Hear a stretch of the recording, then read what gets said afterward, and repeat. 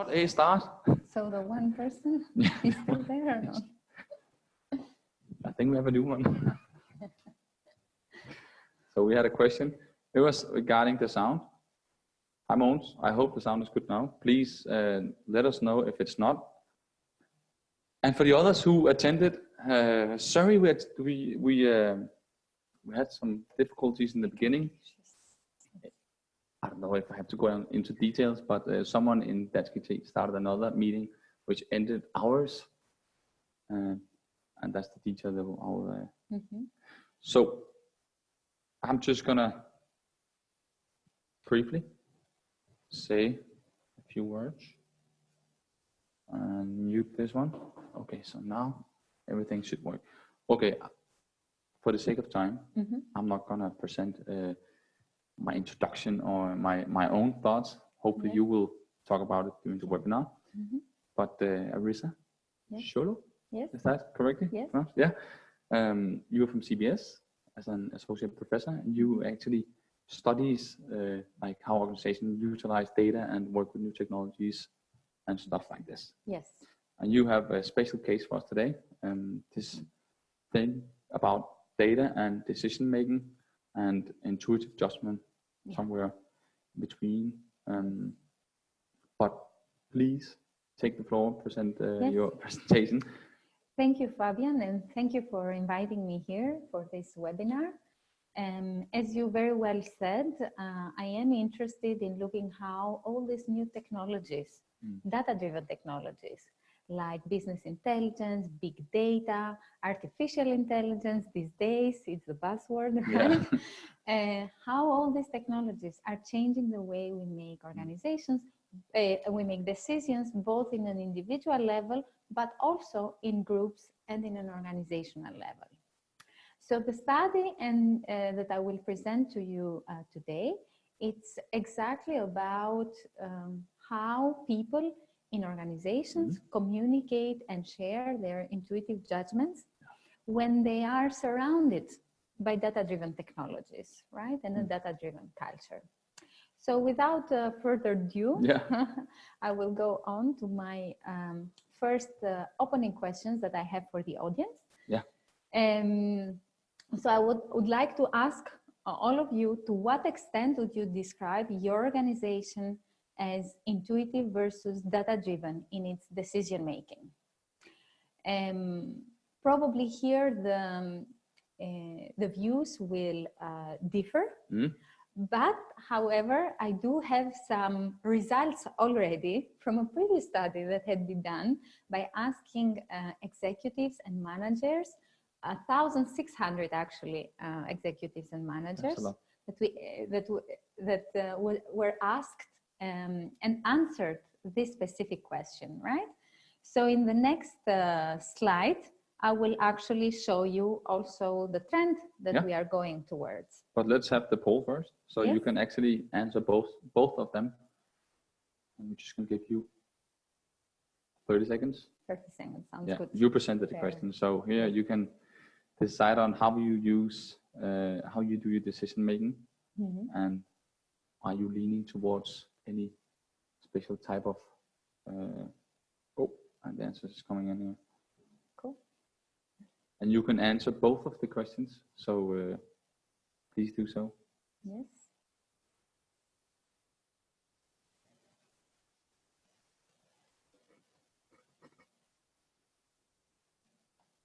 We're not that many today, so please answer both. And also during the webinar, you can raise your hand and ask questions towards Arisa, and not so much me, but I will forward the question, so you can both raise your hand and type in. But I think we're going to close the poll, end the poll, and then I can share the result before you share your research. Of course, So this is the result we had. We had one saying mostly intuitive, backed up by data. So something that is backed up by data, so you use data in a supportive way. Yes. And then there's a mix of data and intuition. Yeah. Sounds what you would expect. So I can share the results of a big study that was done last year as well. Just gonna do like this. Yes. Yeah. So here, Yeah. can I move this? Yeah. Or just, yes. Like that. So here we can see what people answered. And as you can see, of course, there is a mix as well of intuition and data.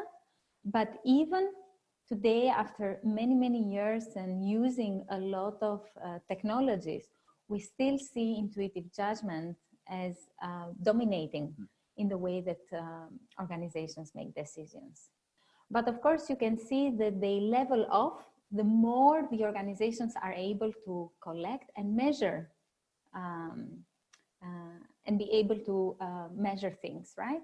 The better you are in measuring things, then the better you are at utilizing your data and actually using them for decision-making purposes, right? And we can see that the more organizations are capable to do this, then the data-driven is increasing, right? The data-driven decision-making is increasing. So we do see this trend as well in organizations. So if this is true, just need to click somewhere in the presentation. Okay. Yeah. If this is true and our everyday life, right, or our everyday dashboards look like this, where we have charts and we have data and trends, right, where we need to look at them in order to make our decisions, what role does our intuitive judgment plays in this? A lot of scholars have advocated for the use of data in decision making. And a lot of different words are used for this. So algorithmic decision making, data, evidence, right? These are the words that kind of drive or advocate for the use of data in decision making. And if, as I said, if the world is looking like this, the reason for having all this data is that actually our intuition is many times wrong, right? So the idea is that by having data-driven decision-making, you'll be able to replace opinions, political agendas, and intuition, especially when intuition is wrong, right? So the flawed side of intuition. However, can intuition really be replaced? That's a very interesting question. Let's see what a very famous man, and I'm so glad that we also have a quote that fits very well to our presentation here in the studio, what he has said about intuitive judgments versus the rational mind. So many years ago, around 60 years ago, Einstein said that the intuitive mind is a sacred gift and the rational mind is a faithful servant. And the way I understand the sacred gift is that it's something that we don't really control. It's this idea of system one thinking, where information is processed by our brain in an unconscious way. So we don't realize that we are actually getting clue from our environment, right? And that's why it's a sacred gift, because there's nothing, we don't control it. We cannot switch it on or switch it off. It's something that comes to us from within. While the rational mind is a faithful servant, because we are actually in control. We decide the questions that we want to answer. We decide the methods and the way that we are going to analyze the information that we have, right? In order to get answers, right? So, and he goes a step further by saying that we have created a society that honors the servant and has forgotten the gift.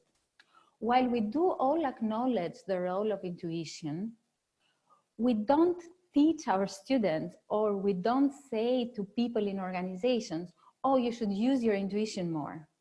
We always say you should do more analysis. You should use more data, more diverse data sets, right? But rarely do we point out the importance of intuition in organizational decision making. So what is intuition? What is it exactly when we say about intuition? Well, it comes from the Latin word inture, which is basically means that there is knowledge within us, right? It has a very long history, but many questions are unanswered because, as I said before, it's a process that we are not consciously aware of. A lot of people talk about it as a mysterious kind of a process or as a mystical sixth sense. However, we shouldn't confuse intuition with instinct, heuristics, or guessing. So a lot of times when we talk about the flows of intuition, we actually think about intuition in terms of heuristics and biases. But heuristics and biases are automatic rules that we apply when we are in environments or in decision-making situations. Intuition is actually a much more elaborate processing of information. So it is not heuristic, it is not instinct, and certainly it is not guessing, right? That's just for highlighting that it's actually a process where information is processed. Yeah.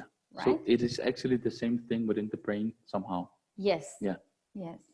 It's just that we are not aware of. So if we were to define intuition, we'd say that it's actually affectively charged judgments, because usually it comes with emotions, right? And these arise through rapid, non-conscious, and holistic associations, which means that our brain makes associations with the different kind of clues that we get from the environment. These associations, this process of associating things happens very quickly, almost automatically, right? And it arises, it becomes embodied either as a feeling, you know, usually people talk about gut feelings, or as a vision, right? Imagination, or as the solution to a problem that we have been looking for so long, right? But it could be both positive and negative feelings, right? So here is a little bit more about the kind of unpacking the notion of intuition. So we have the process of intuiting, which is this subconscious process where holistic associations are made. Then we have actually the intuition itself, which is experienced, right? Either as a cognitive thing, it could be a small voice telling you what to do, or it could be something that you see, right? A vision or a dream or an idea. But it could also be as a feeling in your gut, you know, when you meet somebody saying, I don't like this person. I don't know why, I can't explain it, right? But you have a feeling about it. And then finally, this feeling is used in order to make evaluation of situations, right? And that's the implementing part, where we actually use intuition to make evaluative or judgments, or to act upon it, right? In certain ways. Now, a very old, but I think very illustrative story of how difficult intuition, the implementing part of intuition is, especially when we are in group settings. It's the Mann Gulch fire disaster from the 1950 in Montana in US. So basically what happened here was that there was a huge fire, and there was a team of 13 firefighters that went to cope with the fires in the mountain. They were dropped in a specific point by helicopter. They had to walk to pick up their tools and to go to deal with the fire, right?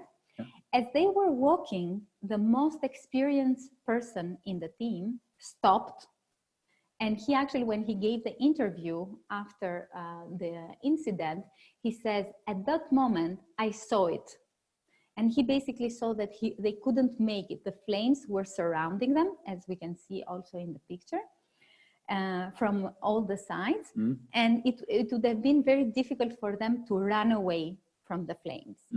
So what he does, he stops. He says to his whole crew to stop as well. And he says, we cannot make it.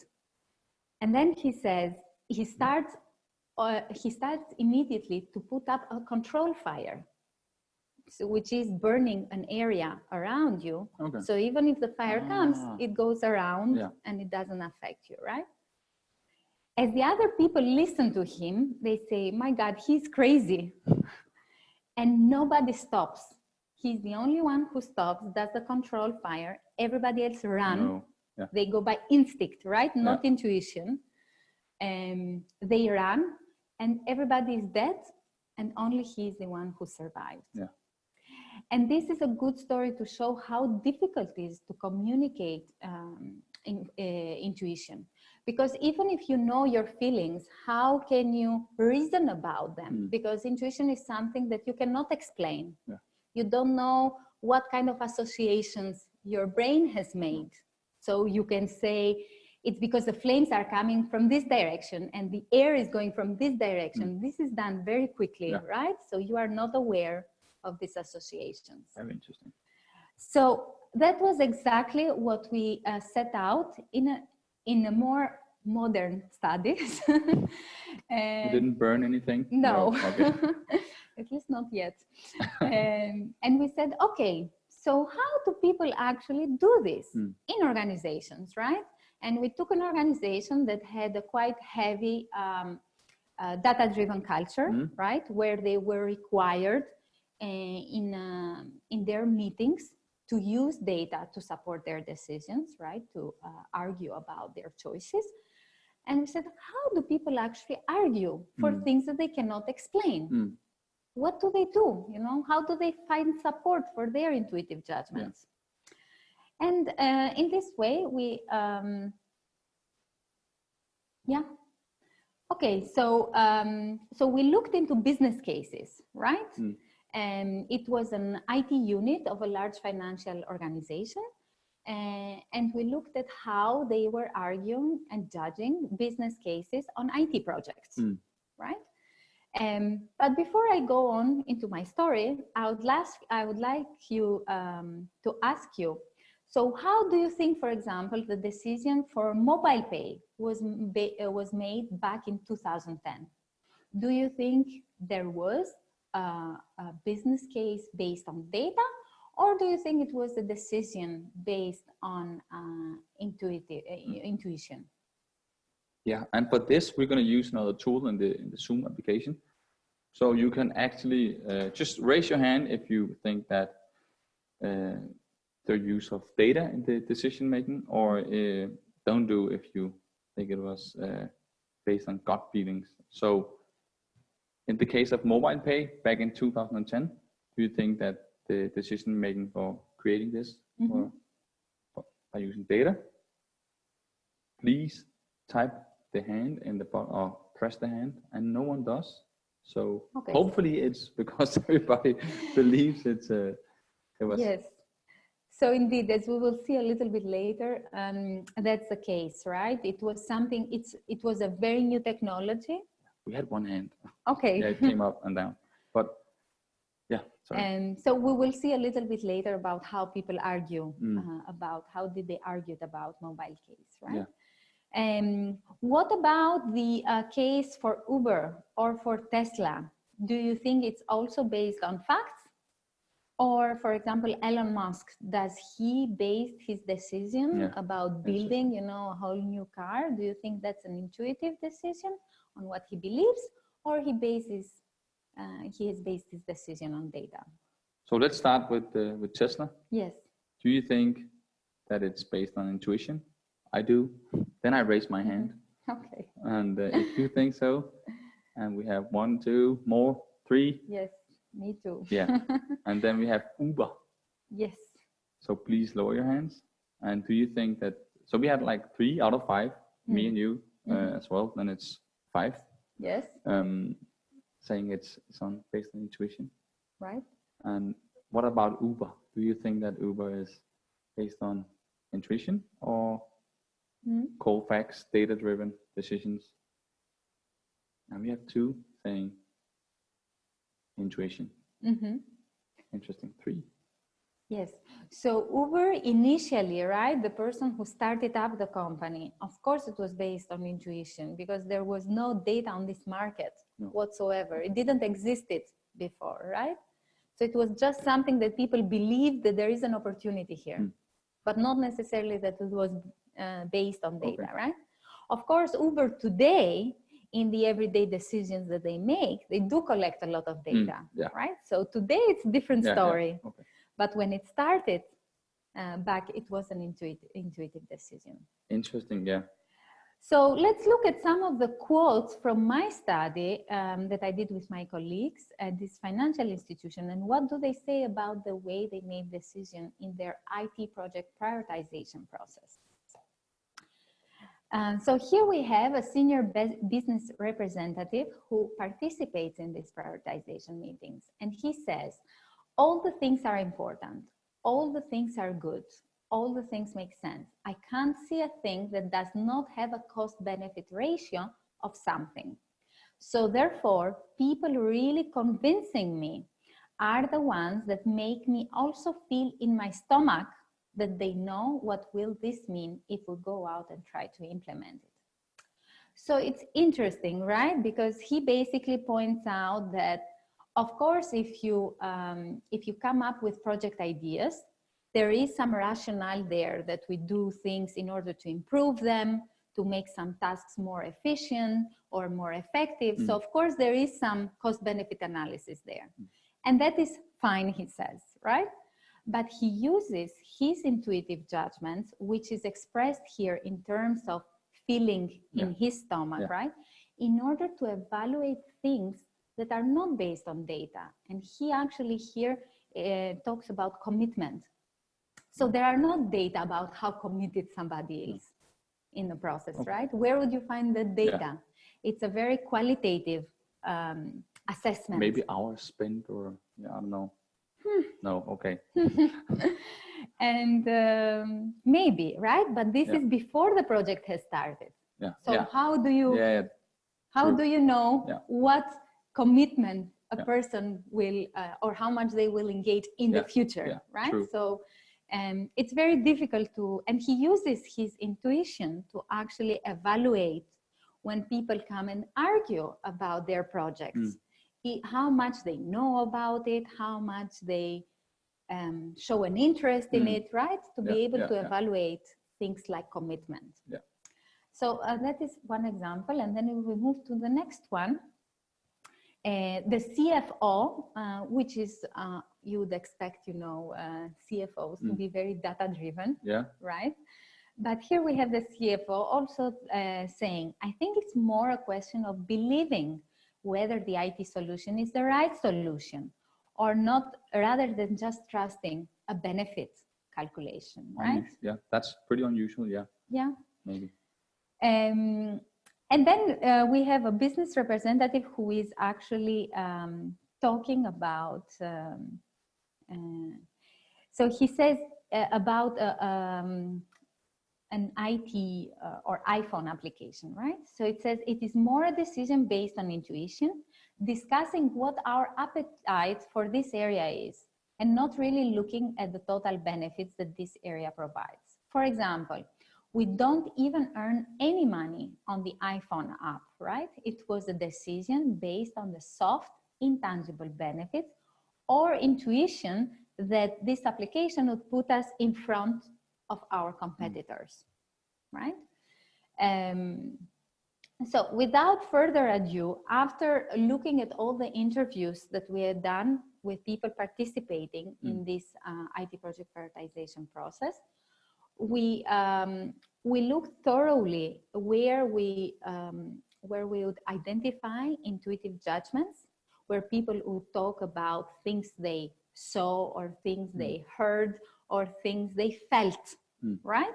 So we identified all of this, and we were seeing in meetings how they were arguing about these judgments, right? And we're trying, of course, to answer our research questions. So how do managers share and communicate intuition during these meetings in an organization where analytical decision-making tools are the canonical technologies. And this was because it was a mandatory thing to create a business case for every project, right? And it was supposed that people, decision makers, should use the business case in order to be able to prioritize projects. And that was also what was communicated to the entire organization, right? So the way we do this is by business cases. We do a cost analysis, we do a benefit analysis. Based on the cost-benefit ratio, we make a decision about how good, if we should do this project, if we should prioritize it, if we should deprioritize it, or stop it at all, right? So that was the idea in the company. Now, by doing this analysis, we actually identified 4 different mobilizing techniques of how people try to argue about their intuitive judgment. So I will start by explaining the first technique, which is also the simplest one, right? Where people just presented, right? They expressed their intuitive judgments. So if they felt something, they would say, for example, I don't feel this business case is good enough. Or I think there is an opportunity here, right? So they would just say their opinion, right? And this is the simplest technique that we identify. Of course, these opinions were probably based on their experience and expertise, right? The closer the business case or the project that they were trying to evaluate was to their experience and expertise, the stronger the expression of the intuition, right? Otherwise, they would not feel very comfortable, right? Sharing it. But that's why we say that it's based on expertise, right? Otherwise, they wouldn't share it. Then we find something that I think most of you have also experienced, and that's actually the framing of calculations, right? So there is a little bit of, there is a little bit of data manipulation going on, not necessarily in a bad way or in a good way, right? So framing of calculation doesn't necessarily, it's not necessarily bad or good, but it's something that they do when their intuitive judgment doesn't reflect what the business case says, right? So there is a contradiction between what they believe about the project and what the business case is. So for example, if they believe that the project is really good and the company should do it, but the way they have calculated the cost and benefits doesn't reflect, right? It's a poor business case, right? Or a weak business case. Then they actually find ways of making the business case look a little bit better. And how do they do that? For example, they try to quantify intangible benefits that usually it's not the practice of the company, right? Or they try to say, for example, instead of measuring only 2-3 years of benefits, we'll measure 5 years of benefits because this is a more long-term kind of outlook, right? So in this way, they would frame the calculations so the business case or the cost-benefit analysis would actually match their intuitive judgment, right? And then we have the other technique, which is called appealing to an expert. And that's basically, you know, in a group, in a meeting, where you express your intuitive judgment. So you say what you believe about the business case or about the project. And then in order to find support, you say, Fabian, you are an expert on doing podcasts. Don't you think that this is a great idea of doing this new podcast, right? And then in this way, you would involve people, engage people, and provide support to your intuitive judgments, right? It sounds pretty by default, but actually, you know, we don't think that we actually use these kind of techniques, but we actually do very often. We had Einstein in the beginning, right? Yes. So that was an expert, maybe not on intuition. But exactly. It's a good point. the last techniques that the last technique that we identify is it's called connecting to group context. And here is basically when the decision maker is trying to relate their intuitive judgment to some commonly accepted event. It could be a past event that has happened in the company, right? But it's about issues that are commonly understood, right? So you relate your feeling, your positive or negative feeling, to something that we all share, right? And this could be, for example, you could say, this is a strategic project, right? So you relate it to the organizational strategy that we all kind of know about it, right? Or we are supposed to know about it. Or it could be about, I don't think this will work, because you remember last year we had this project that went terribly wrong, right? Or it could also be about cognitive kind of labels. So for example, you would say, no, this is a burning platform. We need to do something right now. So you highlight the urgency, but in a way that other people also relate to it. Okay. It's like I see the three in the bottom as like kind of negative in a way. Could you say that that's true? Or I mean, if you're using alternative frames of calculations, maybe that's not the best way of but this is what happens when we have a data-driven culture. Then you need data for everything, right? So this is what the outcome is actually. Because how can you, especially when when there is a contradiction between your intuitive judgment and what you believe, right? And the data, and you really want to do this because you believe in it, right? And we have hired you because of your expertise, right? And what you believe, right? True. So you should also be able to have room. But even if organizations don't give room, like in this case, because everything had to be done by the business case, right? People find ways. So these are techniques for them to make room about what they really believe the right thing is to do. So I wouldn't say they are actually negative. No, sorry for that. No worries. But these are the results when we focus too much on data, right? Especially in situations where maybe data don't exist, right? Because we are talking about project ideas very early, uncertainty is very high. We don't know how things will go on. So having data, but what kind of data? You know, how much does it make sense? Just for my curiosity, did you do any research on the mobile pay? Yes. Okay. So how was that? Was it data driven or intuition based? No, that was intuition. Intuition based. Okay. So very interesting. Yes, and it was basically the person who was driving the area of the organization that was proposing the mobile pay, that he went to the meeting, and based on his expertise, he argued by, he basically said, forget about the business case. So he completely took it out, right? But he was able to do this because of his expertise and authority. Right? Okay. Cool.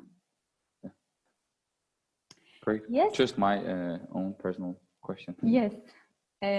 So then we thought, okay, nice. We identified these 4 techniques. Can we say something about when these techniques are used or when these techniques are more effective in meetings or in group settings? So we looked carefully about when they would be able, you know, to use one technique versus the other, and also how effective it was. And we could find out that there are actually 2 dimensions that influenced the way that people were using these techniques.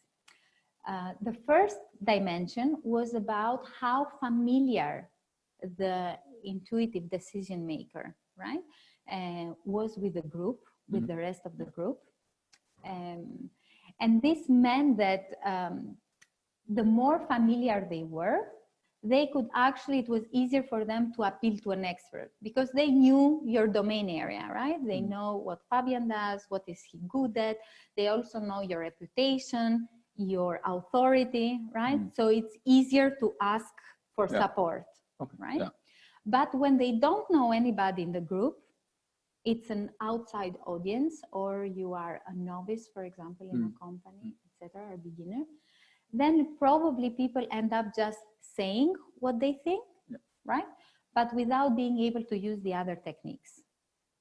And then the other dimension that also had a say on this was about how much they agreed on. So if I say my intuitive judgment, how much congruence do we have between each other? Do we agree about this or not?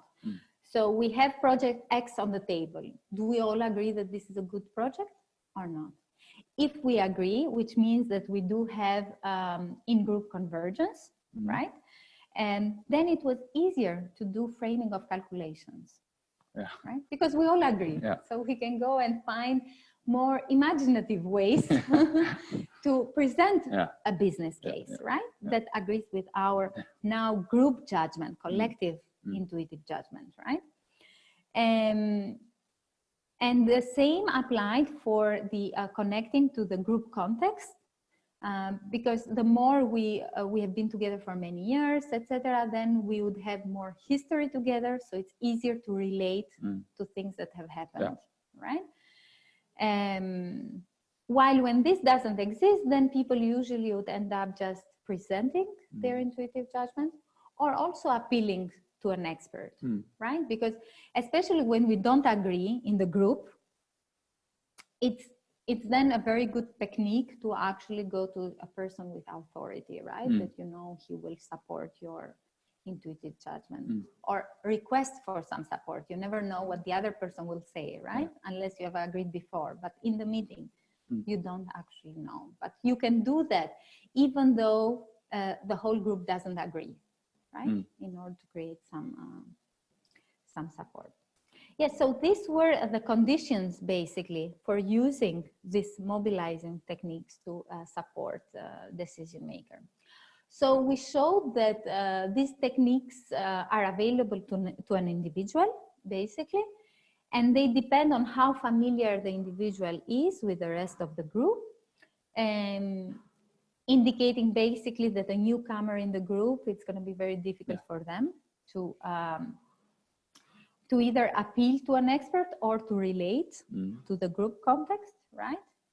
And how much these group members' attitudes and perception converge about either a project or about specific issues, basically, in the organization. Yes, and I think this is my last slide, basically, by showing you the conditions. And we can open the floor. Let's do that, Yes. So we have some time. I know it's, we actually have 10 minutes left. So a lot of time for questions. So if you have any questions out there, please, you can raise your hand and I can give you the mic. So you can actually present your question yourself, or you can type it in and I can forward the question. So I just, in the beginning, I asked you about this. Isn't the brain kind of processing data? Isn't it kind of like what a information technology, some technology, some application is doing? Could you like how you, the thing is you put in data into your business intelligence application and you kind of say, okay, we want this data. Right. So you kind of manipulate a little bit what the outcome will be in some sense. Could you do the same with your brain?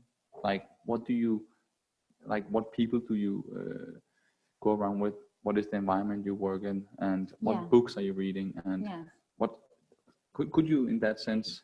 Definitely, you do. I mean, these are the rational, conscious choices that we make. So we have the rational part of the brain where we do make this conscious, which friends we will have, which school we will go to, you know. And the kind of jobs that we select, right? So all this are actually could be, right? Because they are not necessarily, but could be conscious choices that people think them through, right?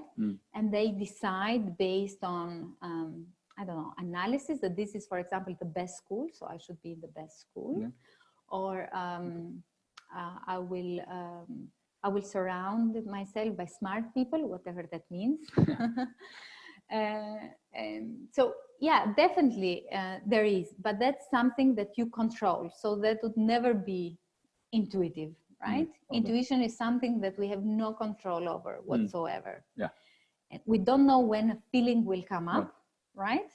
And so, in a sense, yeah. But still, it's okay. Yes. So, but what I think is very interesting with AI technologies that are being developed right now is that we have this very advanced AI that work like they are called with neural networks, and they are basically doing associations, right? Very complex associations. So they are. People say that they work like the brain, right? Which means that we don't know how the algorithm, how these neural networks, what kind of processing do they did, how did they associate the data? So we have no transparency of how they reached the outcome that they were providing. So, and they do this very fast, right, et cetera, et cetera. So one could talk actually about, are we developing with these technologies some kind of a digital intuition? Yeah, exciting. And it is not, so I'm not saying that suddenly technologies will have feelings, right? It's more about the way of processing information. It's kind of similar with how system one or the intuitive system, right, processes information. So, and for us as human beings, seeing it from the outside, right? Because of course the algorithm knows the associations, right? That it does. But we as people, we are not aware of these associations because we cannot see the process of what is going on. Yes. So we actually end up with these AI technologies having the same kind of problems when we try to share intuitive judgments from person to person, right? Because you cannot see what is going on in my brain, right? I cannot explain. So it's the same as having an AI technology that works, you know, with neural networks. I can see the result of it. The technology cannot explain to me how it reached the conclusion. And I have no way of knowing, right? So we run into the same kind of issues, and we can see that from the earlier studies that have been done of how much people trust algorithms.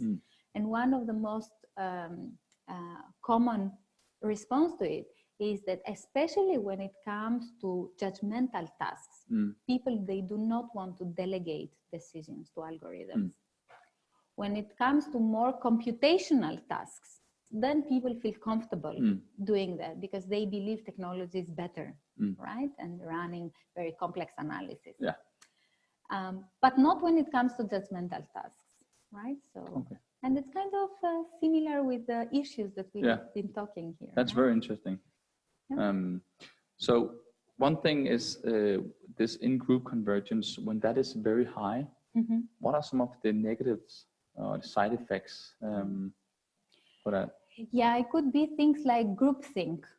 You know, groupthink, it's groupthink. So that's one word. Yes.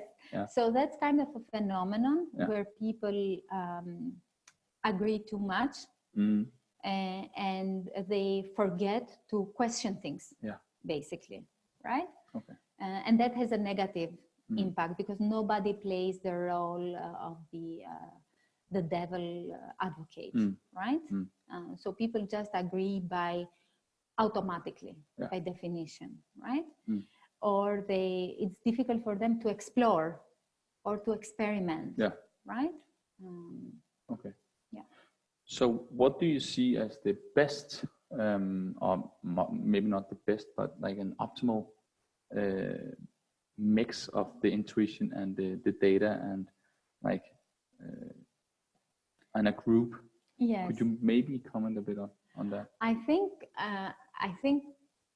personally, I do believe that we as human beings simultaneously use the two processes when we make decisions.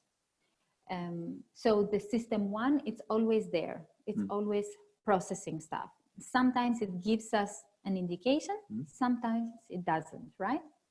On the other side, most of us, we do process consciously information as well, right? That's the rational mind.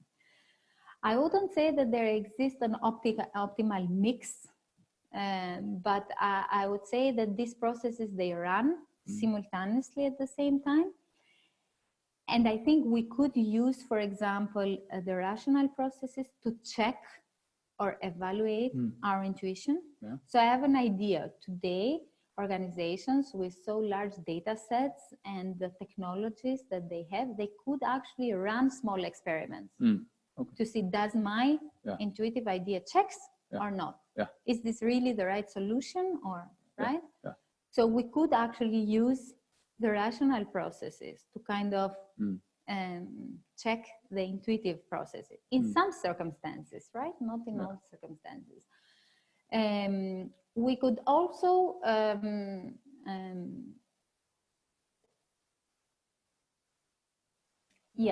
so we could also use and this we do, because as I said, system one is going in parallel all the time. So it is there. We cannot switch it off as human being. It's part of our brain, which means that we also use system one to evaluate results of system two.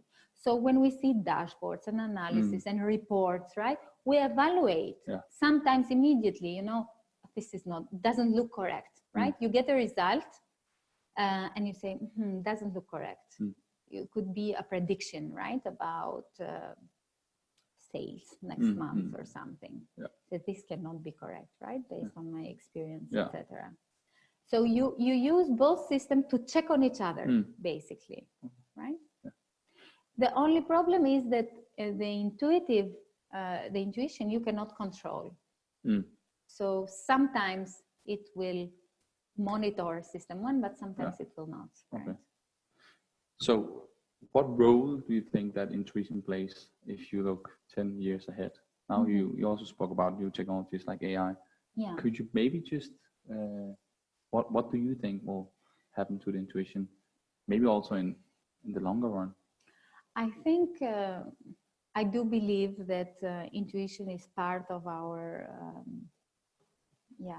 the way that our brain works. So I don't think intuition will ever be eliminated or anything. What I do believe is that today we have intuitive judgments for certain things. Yeah. Tomorrow we will still have intuitive judgments, but about other things, right? So today our intuitive judgments are based much more on hands-on experience, you know, and we are not so good, for example, at evaluating the results of technologies or how technologies behave. And I think in the next year, this is what we will develop much more, because our interaction with technologies is becoming much and much closer, right? Yeah. And it will only expand in the future. I don't expect it to suddenly, we as humanity, to use less technology. No, that's not going to happen. Yes. So as we use and interact more with the technology, we will have intuitive judgments much more in a different level, right? And this means that while now we have intuitive judgments for things that are very real and we, you know, we experience them ourselves, now we will have intuitive judgments for things that we don't experience ourselves in the first in a first degree, but that we experience them through technology, right? Okay. So we will get more and more that kind of intuitive judgments. It's interesting that, you know, with the advancement of technologies, also our competencies will move. Yes. And we've seen this, like with all the industrial revolutions and so forth. Yes. Like we just change somehow. Yeah. So my final question, for managers and executives and leaders who take decisions every day and intuition, there is no need to worry. Just follow your gut feeling, right? No, because of course it depends. So as we said, intuition is something that is based on your experiences and expertise. So the closer the decision that you are facing is to what you have experienced before, the better you should trust your intuition, right? But in many situations, especially when we talk about new markets, new technologies, right, that we have very little knowledge or experience, etc., then we should be a little bit more cautious, right? Yeah. Cool. Actually, see, we have. You have a question? We have a question or a comment, but let me just.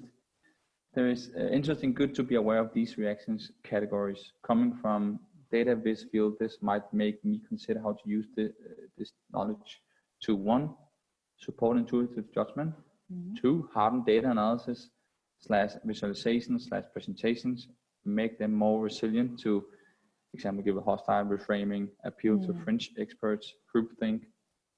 So I think that was just a comment, but thank you so much for that comment. Thank you, yes. And good to hear. We passed 10 o'clock and yes.